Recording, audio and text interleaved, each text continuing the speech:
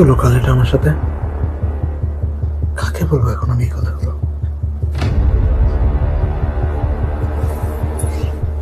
অভিষেক, অভিষেক এসছে, আমার তোর সাথে একটু কথা আছে ভাই। কেন, কি হলো? ভাই কাল রাতে আমার সাথে একটা ভৌতিক ঘটনা ঘটেছে। আমি ঘুমাচ্ছি, হঠাৎ করে আমার টয়লেট পেয়েছে। আমি বাথরুমের দরজাটা খোলার সাথে সাথেই কেমন যেন লাইটগুলো সব নিচে থেকে জ্বলে উঠলো। ভাবতে পারবি না ভাই, ভেতর থেকে কেমন যেন কুয়াশার মতো ধোয়া আমার দিকে কেমন যেন খেয়ে এলো। আমার ভালো লাগছে না ভাই, কেমন একটা অন্যরকম ফিলিংস হচ্ছে রে। কি বলছিস রে ভাই? তোর ভাইকে তো আর আসা যাবে না। এ বাবু, তুই কালকে রাত্রেবেলা আবার মদ খেয়েছিলি না রে? তুমি কি করে জানলে বাবা? কি করে বুঝলাম মানে? রাত্রেবেলা নেশার ঘরে ফ্রিজের মধ্যে পেচ্ছাপ করেছিস, ফ্রিজ খুললে দুর্গন্ধে টেকা যাচ্ছে না।